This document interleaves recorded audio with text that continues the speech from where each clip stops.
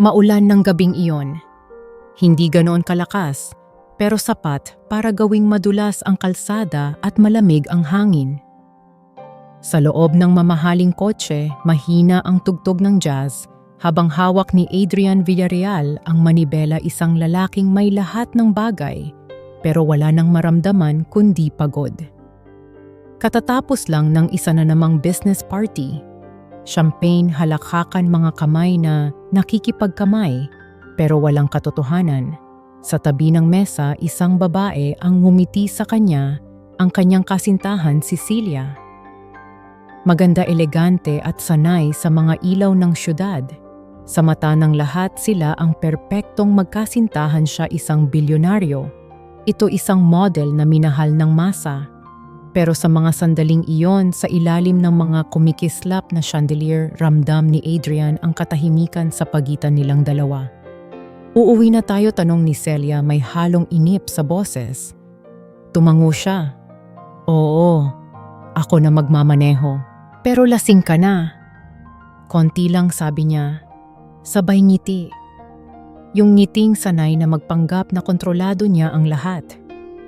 Sa daan pa uwi, sumasalpok ang mga patak ng ulan sa windshield. Sa bawat hampas ng wiper, parang sinasayaw ng ulan ang mga alaala niya, mga panahong walang hadlang, mga gabing lasing sa tagumpay.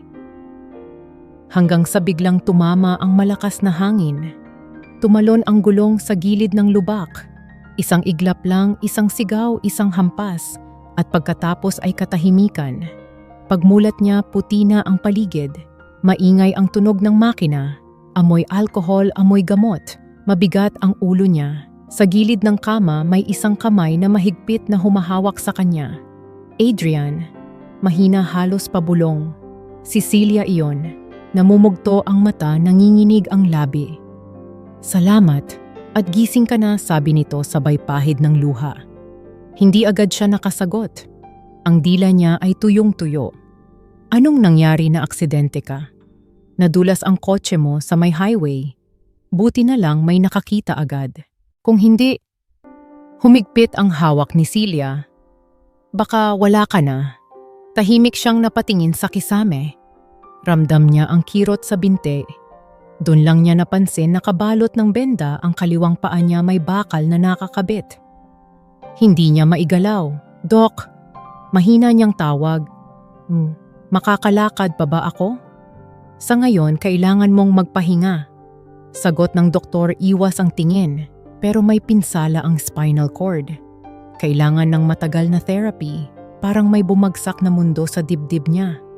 Lumipas ang mga araw, halos doon na sa ospital, tumira si Celia. Nasa tabi palagi, pero sa bawat ngiti nito may bahid ng pagod. "Hindi mo naman kailangan magbantay araw-araw," sabi ni Adrian minsan. "Baka napapabayaan mo yung trabaho mo." Umiling si Celia. "Hindi ako mapalagay kapag wala ako rito. Gusto kong ako ang unang makita mo sa umaga." Ngumiti siya, pero sa loob-loob niya may gumuguhong bahagi. Hindi siya sanay umaasa. Laging siya ang nagbibigay, laging siya ang malakas. Pero ngayon siya ang nakahiga, nakatingin sa kisame, umaasa sa awa ng mundo. Pagkaraan ng 2 linggo, pinayagan siyang ilipat sa bahay para magpagaling. Isang malaking mansyon na dati ay puno ng buhay, ngayon ay tahimik na parang puntod. Sa veranda, nakaupo siya sa wheelchair, nakatanaw sa hardin. Si Celia ay tahimik sa tabi, hawak ang tasa ng kape. "Maganda pa rin ang tanawin dito," sabi ni Celia. "Mas maganda sana kung dati pa rin ako," tugon niya, mapait ang tono. "Babalik din niyan," sagot ng babae. "Kailangan mo lang ng oras." Tumingin siya rito. Sa ilalim ng araw, maganda pa rin si Celia, pero parang malayo na. Parang bawat salita ay isang obligasyon, hindi pagmamahal. Sa mga sumunod na araw, lalong bumigat ang pakiramdam ni Adrian. Ang dating mga kamay na humahawak sa milyon, ngayoy hindi makabitaw sa gulong ng wheelchair.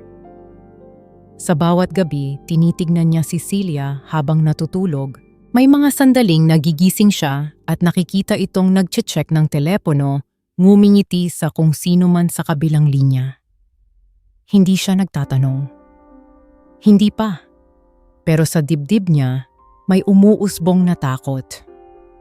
Isang umaga dumating si Dr. Ramirez, matagal na kaibigan ng pamilya. Tahimik silang nag-usap sa study room. "Doc," mahinang sabi ni Adrian, "may pag-asa pa ba akong makalakad?" Matagal bago sumagot ang doktor. "May posibilidad. Pero matagal, mahirap, masakit. Pero posible. Tumango siya. "Salamat, Doc. Yan lang ang gusto kong marinig."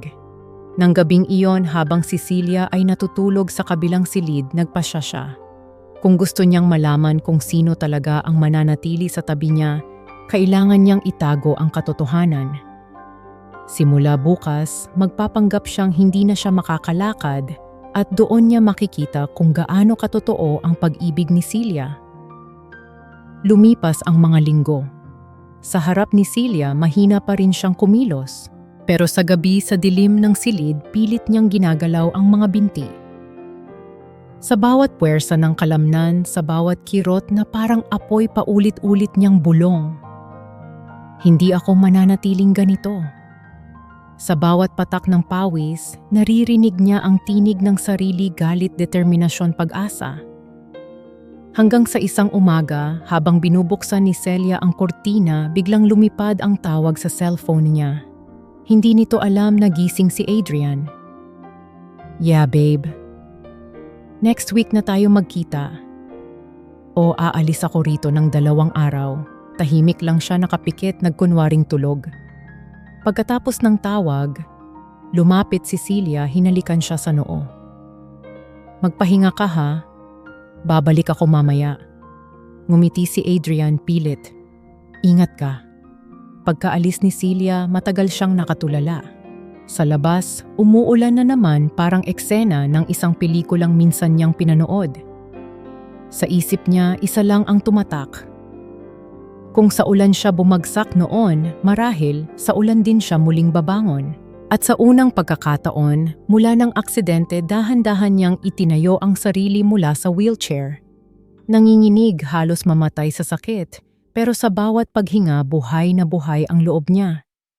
Hindi pa tapos ang laban, bulong niya sa sarili. At sa labas ng bintana, patuloy ang ulan, parang pumapalakpak para sa kanyang unang hakbang pabalik sa sarili. Tahimik ang mga araw sa mansyon. Ang dating bahay na puno ng tawanan ng mga bisita, tunog ng alahas at kalansing ng mga baso ngayon, ay tanging tikatik ng ulan at kaluskos ng hangin na lang ang maririnig. Sa veranda, nakaupo si Adrian, hawak ang tasa ng kape na malamig na. Sa tabi may librong bukas, pero hindi niya binabasa. Sa isip niya, walang ibang tunog, kundi ang mga salitang paulit-ulit niyang tinatanong sa sarili. Bakit parang ako na lang ang lumalaban? Sa bawat araw na lumilipas, ramdam niyang lalong lumalayo si Celia. Dati pagising niya, naroon ito sa tabi. Ngayon palaging may dahilan, may meeting daw, may client, may photoshoot. Kapag dumarating naman amoy pabango ng ibang lugar ng ibang oras, ngumiti pa rin siya, pilit. "Kumusta ang araw mo?" Ngumiti rin ito pero hindi umabot sa mata. "Pagod, love. Gusto ko lang magpahinga." At doon na natatapos ang bawat pag-uusap. Sa mga gabi, habang nakatingin siya sa kisame, tanging tiktak ng orasan ang kasama niya. Ang bawat segundo ay parang pagsigaw ng katotohanan na pilit niyang tinatakpan. Minsan gusto niyang itanong, "May iba ka na ba?" Pero sa halip, pinipili niyang manahimik. Ang katahimikan minsan mas malakas pa kaysa mga salita. Isang umaga, habang nag-aalmusal sila, hindi mapakali si Celia.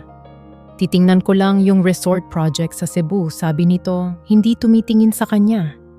"Kailan ka aalis?" tanong niya. "Baka mamayang gabi." 2 days lang. Tumango siya, pero sa loob-loob niya may nararamdamang malamig na alon ng pagdududa. "Mag-ingat ka," sabi niya mahina. Ngumiti lang ito, halik sa noo, tapos wala na. Pag-alis ni Celia, tumigil ang lahat. Ang bahay ay parang hukay ng mga alaala, malawak pero walang buhay. Kinagabihan bumisita si Dr. Ramirez para tingnan ang progress ng therapy. Maganda ang improvement mo, Adrian, pero kailangan mong ituloy araw-araw. Tumango siya. Walang makakaalam nito, Doc. Kahit sino. Lalo na si Celia. Ngumiti ang doktor, may halong awa. Naiintindihan ko. Pero anong plano mo? Tignan ko lang sagot ni Adrian. Kung hanggang saan ang pagmamahal niya. At doon nagsimula ang mga gabi ng lihim. Tuwing madaling araw habang tahimik ang mansyon, dahan-dahan niyang ginagalaw ang mga binti. Masakit, parang libo-libong karayom sa kalamnan. Minsan napapasigaw siya sa sakit, pero kinagat lang ang labi. Hindi ako susuko, paulit-ulit niyang bulong. Hanggang sa isang umaga, nakatayo siya ng ilang segundo, pawisan, nanginginig pero nakatayo. Ngumiti siya. Ito na. Ngunit sa parehong mga araw na iyon, lalong naging madalas ang pag-alis ni Celia. Babe, may event ako. Love, may dinner meeting kami. Minsan hindi na siya umuuwi. Business trip, sabi nito. Ngunit sa mga larawan sa social media, nakita ni Adrian ang ibang kwento, mga candid shot na may lalaking hindi niya kilala, nakangiti si Celia, mga tingin na matagal na niyang hindi nakikita mula rito. Isang gabi habang umuulan, nagpasya siyang tawagan si Celia. Love, nasaan ka? Narinig niya ang musika sa background. Nasa event pa, bakit wala? Gusto ko lang marinig ka. Adrian, please. Huwag mo akong kulitin. Hindi mo alam kung gaano ako pagod sa lahat ng ito. Tumahimik siya. Pagod, tanong niya mahina. Pagod magmahal sa taong ayaw gumaling, sagot ni Celia, saka pinutol ang tawag. Parang huminto ang mundo sa sandaling iyon. Sa unang pagkakataon, hindi siya nakaramdam ng galit kundi ng lamig. Ngayon alam na niya hindi lahat ng sumpa ay biglang dumarating. May mga sumpang dahan-dahan, gaya ng paglamig ng pag-ibig. Kinabukasan, hindi na siya sumama sa therapy. Nakaupo lang siya sa harap ng bintana, tinitingnan ang ulan. Ang bawat patak ay parang piraso ng sarili niyang dignidad na nababasag. Mula sa labas, narinig niya ang tinig ng isang kasambahay. Sir, may bagong lalaking naghahatid kay Ma'am Celia kanina. Tahimik lang siyang tumango, hindi nagpakita ng emosyon. Sa loob-loob niya, nagpasya siya. Ayoko nang habulin ang mga umaalis. Gusto ko na lang malaman kung sino ang mananatili. Sa mga sumunod na linggo, nagsimula siyang bumuo ng sarili niyang mundo. Nagbasa, nagsulat, nagplano. Tinawagan niya ang board ng kumpanya. Kahit mula sa bahay, nagsimula siyang magtrabaho muli. Pero sa gabi, kapag lahat ay tulog, bumabalik ang mga tanong. Kung sakaling makalakad na ako, babalik pa ba siya? At kasunod niyon, isang tahimik na sagot sa sarili. Siguro hindi na, pero siguro hindi ko na rin siya kailangan. Isang araw, dumating si Celia galing Cebu. Suot nito ang bagong bestida, amoy imported perfume. Pagpasok pa lang nito sa bahay, napansin ni Adrian ang isang bagay, hindi na ito lumapit agad. Love, kumusta? Tanong niya, pilit na masigla. Pagod, sagot nito. Magpahinga muna ako, ha? Teka, may gusto akong sabihin. Tumingin si Celia, medyo mainit ang mata. Ano yon? Huminga siya ng malalim. Sinabi ng doktor, baka hindi na ako makalakad. Natigilan ito. Ilang segundo ng katahimikan, saka ngumiti ng pilit. Don't say that, love. I'm here. Hindi mo kailangang mag-alala. Ngunit sa likod ng ngiting iyon, nakita ni Adrian ang panginginig sa kamay nito. Parang hindi gulat, kundi takot. Kinabukasan, umalis si Celia nang walang paalam. Iniwan lang ang sulat. Kailangan kong hanapin ang sarili ko. I hope you understand. Wala siyang luha. Wala siyang galit. Tahimik lang siyang nakatingin sa papel hanggang sa madurog ito sa pagitan ng kanyang mga daliri. Sa labas, bumuhos ang ulan. At sa unang pagkakataon tumayo siya, walang tungkod, walang alalay. Mahina nanginginig pero nakatayo. Isang hakbang. Isa pa. Hanggang sa makarating siya sa pinto. Binuksan niya ito at hinayaang pumasok ang malamig na hangin, hinayaan ang ulan na tumama sa mukha niya. Kung kailangan kong mawala para magising bulong niya, ayokong manatiling patay habang buhay. At sa pagitan ng lamig ng gabi at ng amoy ng basang lupa, naramdaman niya na unti-unti siyang nagigising, hindi dahil sa sakit ng katawan, kundi sa sakit ng katotohanan. Sa di kalayuan ang bahay ay nananatiling tahimik, pero sa dibdib ni Adrian may bahagyang paggalaw, parang unang tibok ng puso ng taong nagsisimulang mabuhay muli. Maaga pa nang dumating ang bagong labandera sa mansyon. Basang-basa pa ang buhok dahil sa ulan at sa mga kamay niya may maliit na bag na halatang ilang taon ng gamit. Ang pangalan niya Lena Cruz. 22 pa lang, ngunit sa mga mata niya may pagod na ng mga taong matagal nang nakikipaglaban sa buhay. Lena, tawag ni Aling Berta, ang matagal ng mayordoma ng pamilya Villarreal. Ito ang amo mo, si Sir Adrian. Sa dulo ng hallway sa harap ng bintanang malapad, nakaupo ang lalaki sa wheelchair. Matikas pa rin kahit payat malamig ang titig, parang sanay mag-utos ng mundo. Paglapit ni Lena, bahagya siyang yumuko. "Magandang umaga po, sir." Hindi agad sumagot si Adrian. Tiningnan lang siya mula ulo hanggang paa. Tahimik, parang sinusukat ang pagkatao niya. "Ilang taon ka nang naglalaba?" tanong nito. 3 taon po, sir. Dati po sa pabrika tapos sa mga kapitbahay namin. Marunong po akong maglinis at magplansa rin. Hindi ko kailangan ng maraming karanasan, malamig na sagot ni Adrian. "Basta maayos ang gawa mo, ayos na ako ron." "Pero may mga patakaran." Tumango si Lena. "Una, bawal pumasok sa kwarto ko nang walang pahintulot. Pangalawa, huwag kang makikialam sa mga bisita ko. Pangatlo, gusto ko ng tahimik." "Maliwanag, opo sir." "Good. Simula bukas magtrabaho ka na." Habang lumalayo si Lena, bahagya siyang napatingin sa likod. Sa unang tingin, nakita niya ang kalungkutan sa mga mata ng lalaking iyon, isang uri ng lungkot na hindi alam ng mundo. Kinabukasan, maagang nagising si Lena. Amoy sabon ang buong laundry area. Maingat niyang hinugasan ang mga damit, mga mamahaling tela na tila hindi dapat mapunta sa kamay ng gaya niya. Sa bawat pag-ikot ng labada, naiisip niya ang ina sa probinsya, may sakit, hinihintay ang pera para sa gamot. Kaunting tiyaga lang, bulong niya sa sarili. "Makakaipon din ako." Habang nagbabanlaw siya, napansin niyang may nakamasid mula sa veranda. Si Adrian. Tahimik itong nakatingin sa kanya, hawak ang tasa ng kape. Lumapit ito ng bahagya. "Siguraduhin mong magkahiwalay ang puti sa dekulay," sabi nito. "Lalo na yung mga puting polo, mahal yan." "Opo sir," sagot ni Lena, medyo nagulat. "Pasensya na po, nagmamadali lang ako kasi baka umulan." Hindi agad sumagot si Adrian. "Walang nagmamadali dito," mahina nitong wika. "Ang mahalaga, maayos." Ngumiti si Lena, marahang tumango. "Opo sir, gagawin ko pong maayos." Ngumiti rin si Adrian, kaunti lang, halos hindi mapansin, pero iyon na ang unang beses na lumambot ang titig niya sa loob ng maraming buwan. Sa mga sumunod na araw, naging tahimik ang ugnayan nila. Si Lena ay abala sa paglalaba, paglilinis at pag-aalaga sa hardin. Si Adrian naman ay nananatili sa veranda, nagbabasa ng mga papeles pero hindi talaga nagbabasa. Minsan, pagdaan ni Lena, nadidinig niya itong mahina lang na nagsasalita sa sarili. Kailan kaya muling magiging normal ang lahat?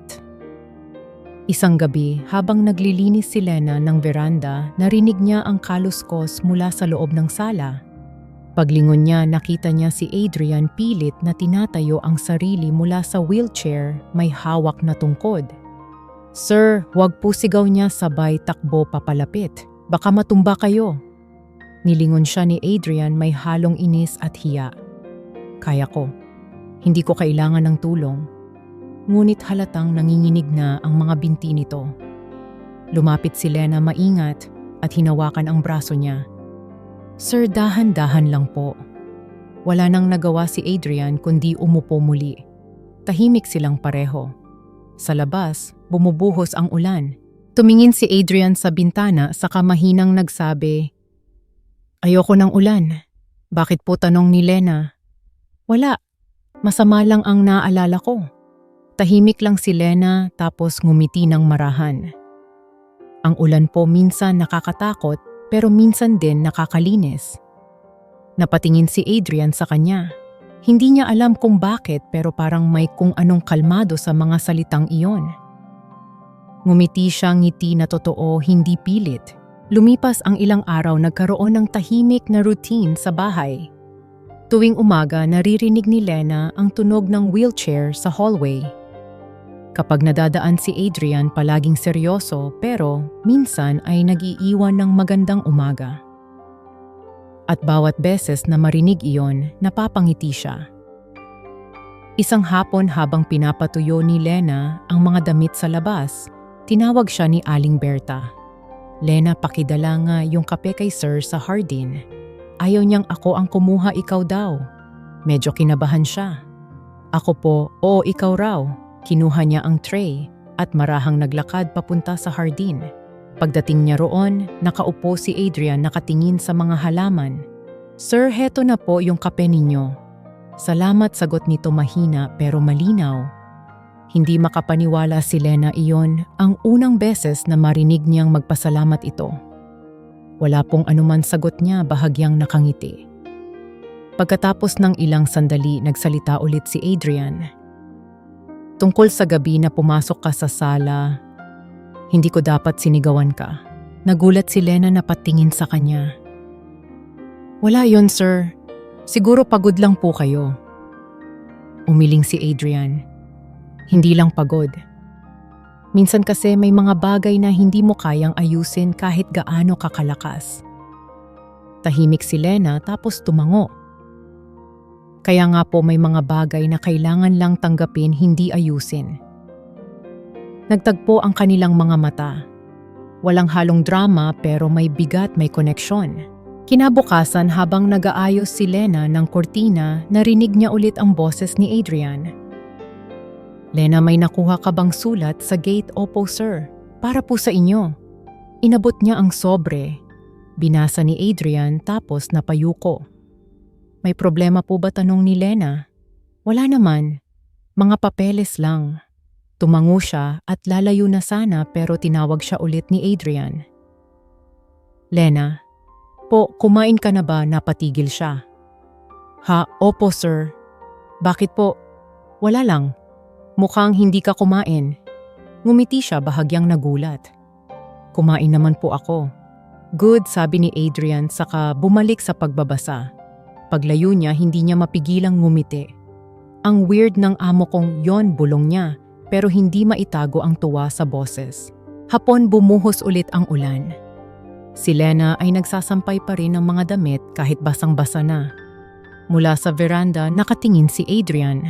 Tahimik lang, parang pinapanood ang isang pelikulang ayaw niyang matapos. "Kung gusto mong ipagpatuloy, yan bukas pwede mo namang ipahinga muna," sabi nito. "Okay lang po, sir. Mas gusto ko pong matapos na." "Matigas din ulo mo, ano?" Ngumiti si Lena. "Hindi po. Gusto ko lang pong maging maayos sa trabaho." Bihira na. Yung ganyang tao, mahina niyang sabi, halos pabulong, pero narinig ni Lena. Lumipas pa ang mga araw at unti-unting nagbago ang mundo ni Adrian.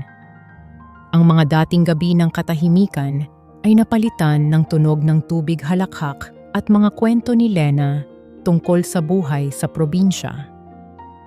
Sa bawat tawa nito, parang may liwanag na pumapasok sa madilim niyang bahay. Isang umaga habang nakaupo sila sa hardin, sinabi ni Adrian, "Lena, gusto kong mamasyal. Dito lang sa paligid." Ngumiti si Lena, halatang natuwa. "Sige po, sir. Pero baka mapagod kayo. Mas okay nang mapagod sa paglalakad kaysa sa kaiisip. At doon nagsimula ang isang bagay na hindi nila alam kung saan hahantong isang paglalakad na dahan-dahan tahimik pero puno ng mga hakbang patungo sa paggaling. Sa ilalim ng mga ulap may dalawang tao. Isang lalaking bumabangon mula sa pagkawasak at isang babaeng galing sa kahirapan ngunit may pusong kayang magligtas. At sa pagitan nila dahan-dahang nabubura ang linya ng amo at labandera, unti-unting nagiging kwento ng dalawang kaluluwang parehong gustong mabuhay muli. Magandang umaga ang sumalubong kay Adrian. Ang hangin ay malamig, ang araw ay banayad. Sa hardin naroon si Lena nagwawalis ng mga tuyong dahon habang inaawit ang isang lumang kanta. Sa bawat tinig niya parang gumagaan ang paligid. Sa veranda nakaupo si Adrian, pinagmamasdan siya. Sa bawat galaw ni Lena simple maingat totoo, parang may bahagi ng puso niyang matagal nang natutulog na unti-unting nagigising. Lena, tawag niya. Po sir, halika nga rito. Lumapit ito, bitbit pa ang walis. Ano po iyon? Umupo ka muna. Nagulat ito. Ha, dito po. Bakit bawal? Ngumiti siya saka itinuro ang bakanting silya. Umupo ka lang. May gusto lang akong itanong. Tahimik itong umupo, medyo naiilang. Bakit ka laging masaya? Tanong ni Adrian. Masaya po, natawa si Lena. Hindi naman po palagi, pero lagi kang nakangiti. Sa lahat ng hirap, sa lahat ng pagod, parang hindi ka napapagod magmahal sa buhay. Tumahimik si Lena sandali bago sumagot. Kasi po sir, kung puro lungkot ang titingnan, wala na po talagang matitira sa atin. Kaya kahit pagod, ngumingiti na lang ako para maalala ko na buhay pa ako. Hindi agad sumagot si Adrian. Tinitigan lang niya ang babae sa harap niya. Sa simpleng sagot na iyon, tila may pumasok na liwanag sa mga dingding ng puso niyang matagal nang sarado. Salamat, mahina niyang sabi. Para saan po? Sa pagpapaalala sa akin kung paano huminga. Ngumiti si Lena, hindi na kumibo. Pero sa pagitan ng mga salita, may kung anong tahimik na damdamin na hindi nila kayang ipangalan. Lumipas ang mga araw, naging magaan ang bawat umaga.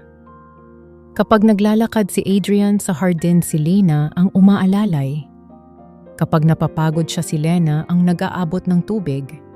Sa bawat pagtawa nila, parang unti-unting nagiging tahanan ang bahay. Hanggang sa isang araw, habang papunta si Lena sa kusina, bigla niyang nakita ang isang babaeng pumasok sa mansyon. Nakaputing bestida, naka-high heels, mabango maganda. Si Celia. Natigilan si Lena. Halos hindi siya makagalaw. Excuse me, mahinang sabi ng babae. Ikaw siguro ang bagong katulong. Oo po, ma'am. Ngumiti si Celia pero malamig. Mabuti naman. Pakisabi na lang kay Adrian na dumating na ako. Hindi niya kailangang sabihin, nakita ni Adrian ang lahat mula sa veranda. Sa unang pagkakataon matapos ang ilang buwan, nagtagpo muli ang kanilang mga mata ni Celia. Love, sabi nito, lumapit, hinalikan siya sa pisngi. Miss na miss kita. Tahimik lang si Adrian, pilit nang ngumiti. Bumalik ka na pala. Oh, gusto kong makasama ka ulit. Na-miss ko to. Tayo. Ngunit sa likod ng mga salita may isang lamig na hindi maitatago. Kinagabihan, habang naghahapunan silang tatlo, hindi mapakali si Lena. Tahimik lang siya, nagsasali ng tubig sa mesa.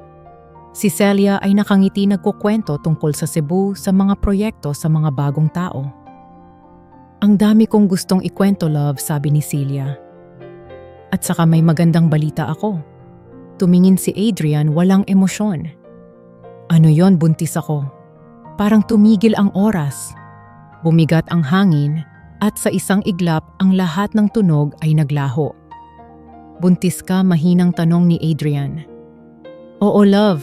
Alam kong magugulat ka. Pero ito na ang simula ng panibago nating buhay. Magiging tatay ka na. Ngumiti ito pilit. Pero sa loob ni Adrian may alon ng pagdududa. 3 buwan na raw, sabi ni Celia. 3 buwan panahong halos hindi pa siya nakakabangon mula sa wheelchair.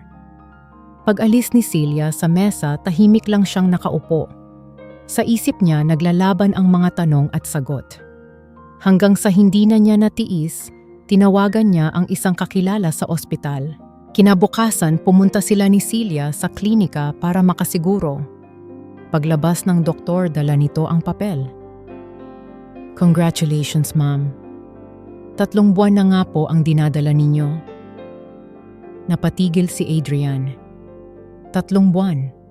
At noong panahong iyon, hindi pa siya makalakad, halos hindi pa makagalaw. Dahan-dahan siyang tumingin kay Celia. 3 buwan. O, sagot nito pilit na ngumiti. Baka nagkamali lang ang bilang, hindi na kailangang magsinungaling, putol niya. Namutla si Celia.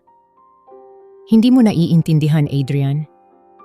Hindi ikaw ang hindi nakakaintindi. Alam ko kung sino ako. At alam ko kung kailan ako muling nagising.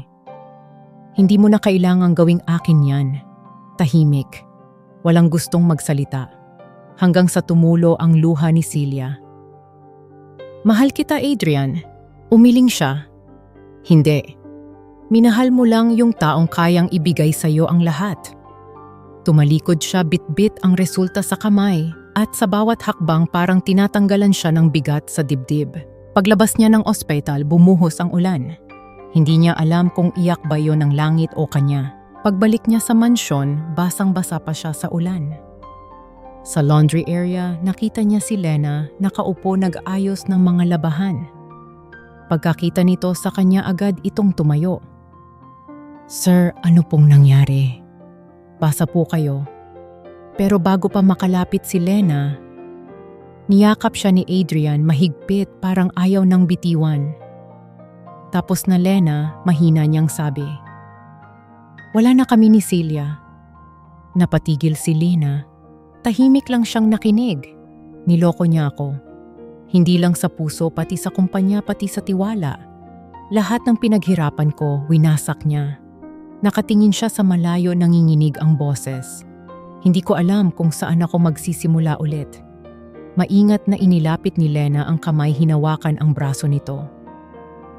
"Sir, minsan po kailangan lang nating tanggapin na hindi lahat ng laban ay kailangang panalunin.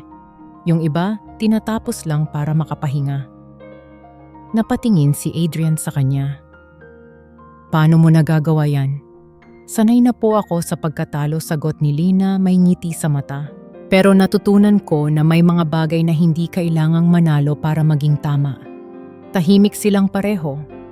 Tanging tunog ng ulan ang saksi sa mga salitang iyon. Pagkatapos ng ilang sandali, nagsalita si Adrian. "Lena, kung wala ka siguro rito, hindi ko alam kung saan ako pupulutin." Ngumiti si Lena, umiwas ng tingin. "Nandito lang naman po ako, sir." "Salamat," bulong ni Adrian. At sa unang pagkakataon, hindi na niya tinawag na sir. Sa kanyang dibdib, isa na lang itong pangalan. Lumipas ang mga linggo. Wala na si Celia. Naiwan lang ang mga damit nitong iniwan sa closet at ang amoy ng pabango na unti-unting naglalaho. Sa halip sa bahay ngayon ay may bagong amoy-amoy, sabon-amoy, bagong laba-amoy tahanan. Araw-araw sa bawat pagbangon ni Adrian, si Lena ang una niyang nakikita. At sa bawat gabing tahimik ang boses ni Lena ang huling naririnig niya. Minsan habang naglalakad sila sa hardin, bigla siyang huminto. "Lena," sabi niya, "alam mo ba kung hindi ako nadapa noon, hindi kita makikilala." Ngumiti ito, tinakpan ang mata dahil sa araw. Baka po tadhana lang talaga. Baka nga tugon niya, sabay titig sa kanya, isang titig na hindi na kayang itago kung ano ang nararamdaman. Ngayon sa bawat hakbang niya, ramdam niya ang bigat ng nakaraan, pero higit doon ang gaan ng kasalukuyan. Sa tabi niya, naglalakad si Lena, bit-bit ang timba, tumatawa. At sa loob ng puso ni Adrian, unti-unting nabubura ang kirot ng kahapon. Ang mga dingding ng mansyon na minsang naging kulungan ngayon ay naging tahanan ng dalawang pusong muling natutong magmahal. Lumipas ang mga buwan. Ang mga sugat sa katawan ni Adrian ay matagal nang naghilom, pero higit doon ang sugat sa loob niya ay unti-unti ring gumagaling.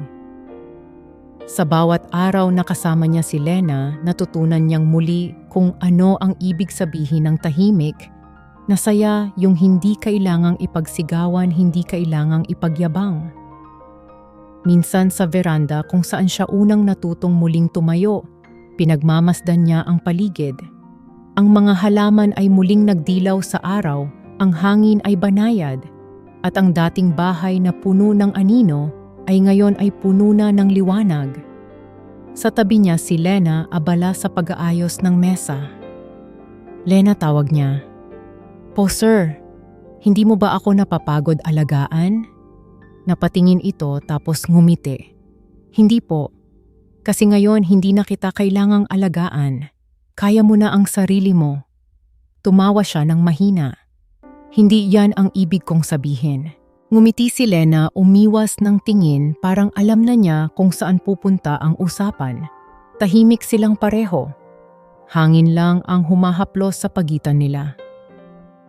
Sa mga mata ni Adrian, may halong saya at takot ang takot ng isang lalaking minsang nabigo pero gustong maniwala muli. "Lena," mahina niyang sabi, "kung sakaling hindi ko na kaya ulit magmahal, tatanggapin mo pa rin ba ako?" Saglit na natahimik ang babae sa kangumiti. Yung ngiting walang halong drama, walang pangako. "Hindi naman po ako naghihintay ng mahal. Naghihintay lang ako ng totoo." At doon siya natahimik. Sa isang simpleng sagot, bumagsak lahat ng pader na itinayo niya sa paligid ng puso niya. Doon niya lang naintindihan na minsan hindi mo kailangang hanapin ang taong magpupuno sa'yo. Ang kailangan mo lang ay yung taong tatanggap sa kung anong natira sa'yo. Lumipas ang mga taon. Sa pagdaan ng panahon, muling bumangon si Adrian sa negosyo. Bumalik siya sa kumpanya hindi bilang lalaking makapangyarihan, kundi bilang taong marunong makinig. Si Lena na dati ay labandera lang ngayon ay katuwang na niya sa lahat, mula sa mga maliit na desisyon sa bahay hanggang sa mga plano sa buhay. "Hindi ko akalaing magiging ganito tayo," sabi ni Adrian minsan habang inaayos ang mga bulaklak sa hardin. Ngumiti si Lena. "Ni hindi ko rin akalaing mapupunta ako sa mansyon na to. Dati pinapangarap ko lang makita ang ganitong lugar. Pero hindi ko inakala na dito pala ako matututong magmahal." Tumingin siya kay Adrian. Hindi sa pera, hindi sa ganda, kundi sa mga sugat na pareho nating tinanggap. Ngumiti si Adrian at marahan niyang hinawakan ang kamay nito. "Lena, kung alam ko lang noon, sana mas maaga kitang nakilala."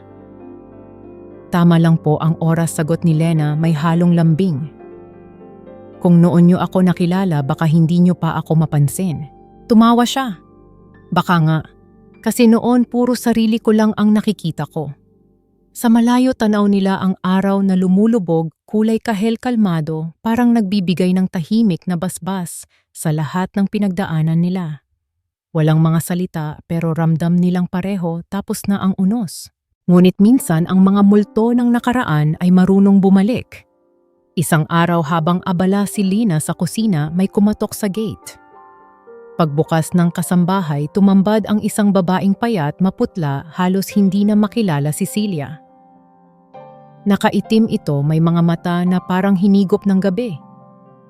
"Gusto ko lang siyang makausap," sabi niya, mahina ang boses. Tinawag si Adrian. Paglabas niya, ilang segundo silang tahimik na nagtitigan. "Celia," sabi niya, malamig pero mahinahon. "Anong ginagawa mo rito?" "Gusto ko lang humingi ng tawad," sagot ng babae, halos nanginginig. "Hindi na ako humihiling ng kahit ano. Gusto ko lang sanang marinig mong nagsisisi ako." Tahimik si Adrian. "Wala na akong galit," mahina niyang sagot. "Matagal na, pero hindi ko na kayang balikan. Yung panahon na yon, may mga sugat na dapat hayaan na lang maghilom." Tumango si Celia, luhaan. "Salamat. Yan lang naman ang gusto kong marinig." Paglayo nito, hindi niya naramdaman ang sakit, tanging awa na lang. Awa sa babaeng minsang minahal niya pero hindi kailanman marunong magmahal ng tama. Pagbalik niya sa loob ng bahay, nadatnan niya si Lena. Tahimik lang pinagmamasdan siya. Bakit hindi ka galit, tanong nito? Ngumiti si Adrian. Kasi kung magagalit pa ako, ibig sabihin hindi pa ako malaya. At ayokong bumalik doon. Ngumiti rin si Lena at sa isang iglap parang naintindihan na nila pareho ang pagpapatawad ay hindi laging para sa iba. Minsan para iyon sa sarili. Ilang buwan pagkatapos noon, ginanap ang isang simpleng kasal sa hardin ng mansyon. Walang engrandeng seremonya, walang mamahaling gown, walang mga kamera. Si Adrian ay nakaputing barong, si Lena ay nakadamit na gawa sa simpleng tela, pero sa ngiti nila nandoon ang lahat ng yaman ng mundo. Habang naglalakad si Lena papunta sa harapan, humihip ang banayad na hangin, dala ang amoy ng sabon at bulaklak. Sa gitna ng altar, na nilagyan lang ng mga kandila, hinawakan ni Adrian ang kamay ng babaeng nagbago ng buhay niya. Hindi kita ipinangako sa ulan o sa araw, sabi niya. Pero ipapangako ko sa lahat ng oras na kaya kong lumaban, hindi kita bibitawan. Ngumiti si Lena, may luhang dumulas sa pisngi. At ipapangako ko sa bawat sandaling mapagod ka, ako ang magiging pahinga mo. Tahimik lang ang mga tao sa paligid, mga kasambahay, ilang kaibigan, at si Dr. Ramirez na nakangiti mula sa likod. Nang matapos ang seremonya, sabay silang lumakad paalis magkahawak kamay. Sa langit unti-unting lumabas ang araw mula sa ulap, ang parehong araw na minsang itinago ng ulan. Lumipas pa ang mga taon. Sa bawat sulok ng bahay, naririnig na ang mga tawa ng dalawang bata, ang anak nila sina Miguel at Amara. Si Adrian ay madalas nang nasa hardin nagtuturo sa anak niyang lalaki kung paano magtanim. Si Lena naman ay sa balkonahe. Naglalaba pa rin minsan, hindi dahil kailangan kundi dahil gusto niyang maalala kung saan sila nagsimula. Minsan habang pinagmamasdan niya si Adrian at ang mga bata, napangiti siya. Hindi ko inakalang dito hahantong ang lahat, bulong niya. Narinig siya ni Adrian, ngumiti. Ako rin. Akala ko matatapos ako sa gitna ng ulan. Lumapit siya, niyakap si Lena mula sa likod. Pero tingnan mo, nandito pa rin tayo. Ngumiti ito, marahang pinisil ang kamay niya. At habang buhay dito lang ako. Sa dapit hapon, magkahawak kamay silang nakatanaw sa papalubog na araw. Ang liwanag ay tumatama sa kanilang mga mukha at sa bawat sinag parang binubura ang lahat ng sakit ng kahapon. Hindi na nila kailangang magsalita. Ang katahimikan ay sapat na para sabihing, natapos na ang bagyo. At habang unti-unting nilalamon ng dilim ang langit, pabulong na sinabi ni Adrian, kung alam ko lang noon, Lena, na ikaw na pala ang tahanan ko. Sana mas maaga kitang hinanap. Ngumiti si Lena, tumingala sa langit. Hindi mo naman kailangang hanapin ang tahanan, Adrian. Kapag oras mo na, ang langit na mismo ang magdadala sa'yo roon. Sa malayo, maririnig pa rin ang mga tawa ng mga bata, ang kaluskos ng hangin, at ang tahimik na musika ng mga taong natutong magmahal muli, hindi dahil kailangan kundi dahil pinili nila. At sa huling sandali ng araw, bago tuluyang lumubog ang liwanag, nagtagpo ang mga mata nila, magkasabay ng ngiti at isang yakap na parang pangako sa walang hanggan. Na minsan sa gitna ng ulan, may dalawang tao na parehong bumagsak at sa wakas, sabay silang tumayo sa ilalim ng araw kung saan ang sakit ay naging pag-ibig at ang pag-ibig ay naging tahanan.